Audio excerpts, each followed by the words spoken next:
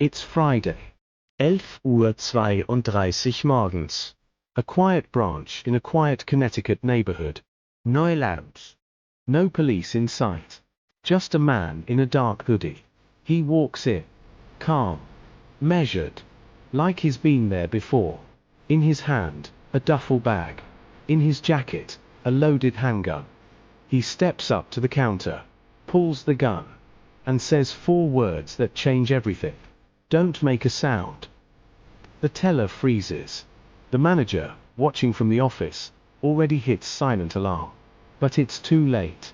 In under 90 seconds, the man grabs $2,021 in cash, stuffs it into the bag, and walks out the door like a ghost. No getaway car. No visible driver. He disappears. Again. But this time, it's different.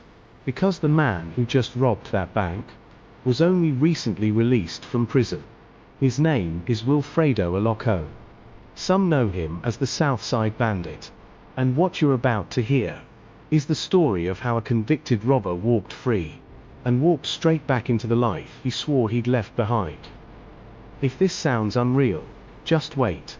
Because what happened after that robbery shook parole boards, devastated families, and exposed just how broken the system can be. Before we continue, kindly hit the subscribe button and like this video, as this story gets darker from here. Before the nickname. Before the viral headlines.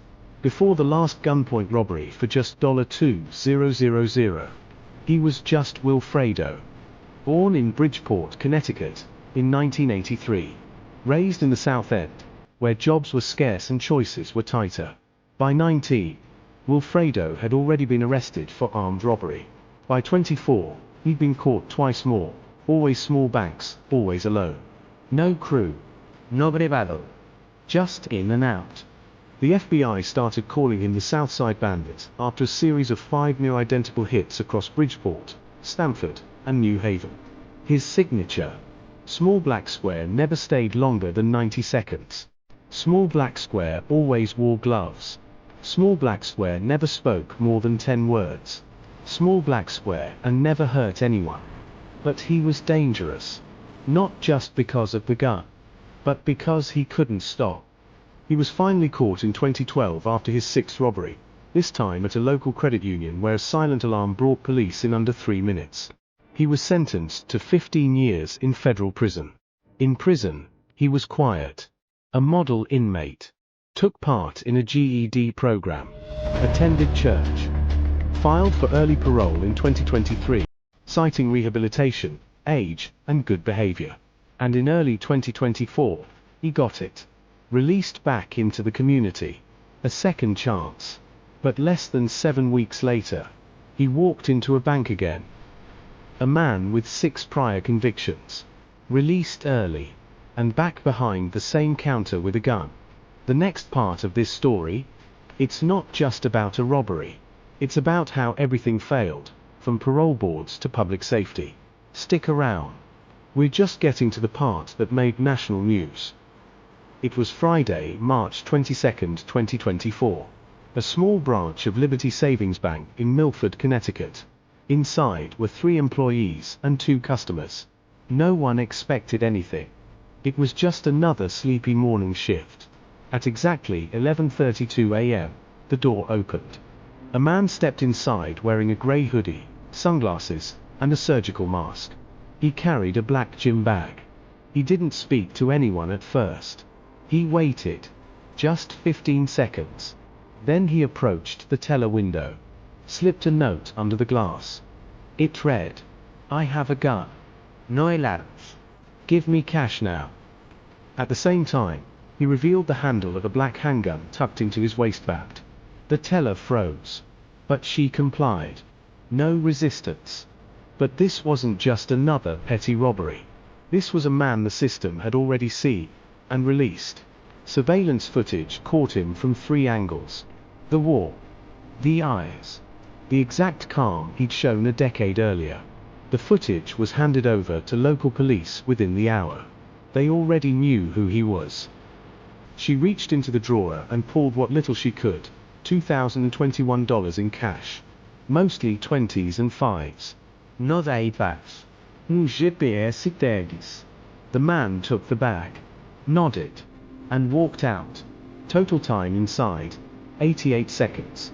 Why would a man risk everything for just $2,000? Why return to the exact crime that once ruined his life? The answers, and the arrest, are coming next. Subscribe if you haven't already, because the next part is where everything unravels. By 4 p.m., just hours after the robbery, the footage had already made it to local law enforcement and the U.S. Marshals. And within minutes, someone recognized him. That's Alarcon.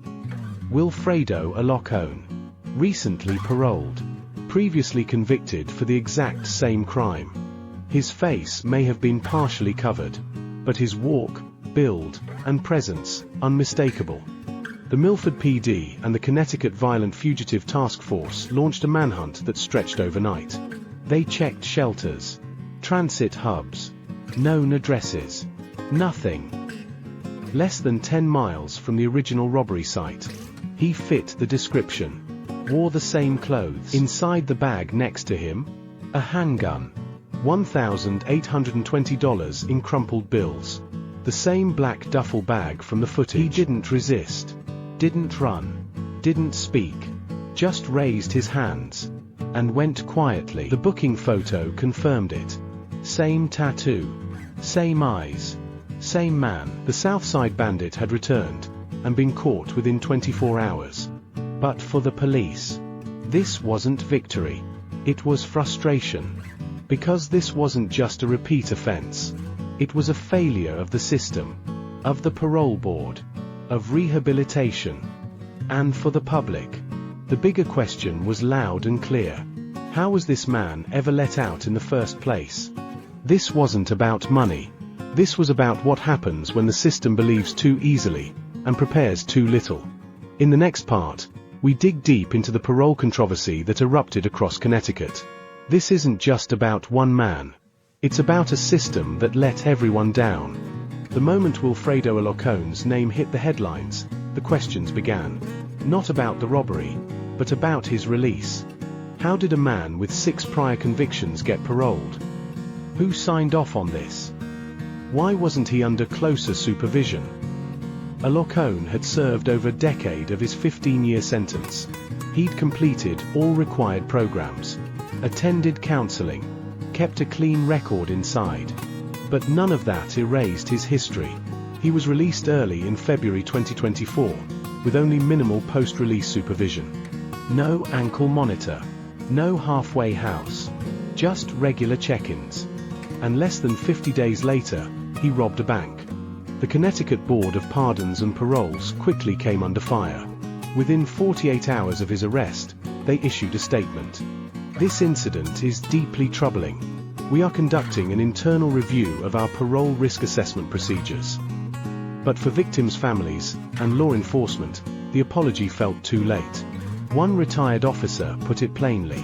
This wasn't a slip. It was a system breakdown. Everyone knew what he was capable of. The backlash didn't stop at the parole board. State legislators began calling for hearings. Reform activists were divided. Some said Wilfredo's case was the exception. Others argued it was proof that violent offenders shouldn't qualify for early release, regardless of good behavior. Meanwhile, parole officers faced scrutiny over how little oversight was applied post-release. The public reaction? Fierce. Divided. Exhausted. Some blamed the system. Some blamed the man. Some blamed both. It's easy to point fingers at Wilfredo, at the board, at the system. But what happens when the line between justice and safety blurs? In the next chapter, we'll hear what the public had to say, from Reddit threads to Facebook rage. Because this story didn't just break the news. It broke trust. It didn't take long.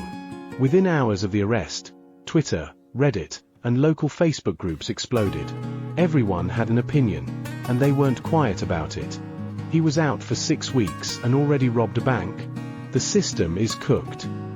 Parole board needs to be investigated. This isn't rehabilitation, it's roulette. He didn't even get $2,000. This wasn't a heist. It was a cry for help. Guess who's paying for his second chance now? Taxpayers. Again. Here is another person's opinion on Reddit. 6 priors. Armed. Habitual. Why was he even eligible for early release? Here are other reactions. Some called it a failure of empathy. Others called it a failure of accountability. But most agreed on one thing. This wasn't just about one man. This was about a system, too confident to question itself. And a community, left to deal with the consequences.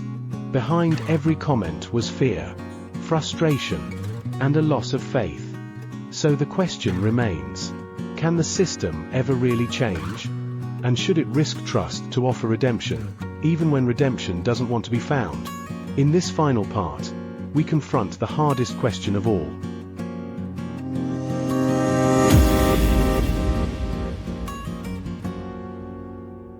Wilfredo Alarcon was given a second chance, and he used it to walk into a bank with a gun and take $2,000. For most people, that's where the story ends. But it shouldn't be. Because this isn't just about one man failing. Kindly hit the like button and subscribe if you haven't. It's about a system trying to balance two impossible truths. That some people can change, and some people won't. Parole is supposed to reward rehabilitation. It's built on trust, on good behavior, on the hope that time served equals time learned. But in Wilfredo's case, none of it stuck. And the system didn't just fail to predict that. It enabled it. So the question isn't just, should he have been released? It's, how do you measure redemption in a world built on risk mitigation? Who pays the price when it's wrong? And who do we become when we stop believing in second chances altogether? These aren't easy questions. There's no clean ending here. Just a man, a bank, a decision, and a community left asking, was it worth it? And the harder one, would he do it again? And share this video with someone who still believes justice and safety have to coexist, even when it's hard. Check the next video about hidden cybercrime.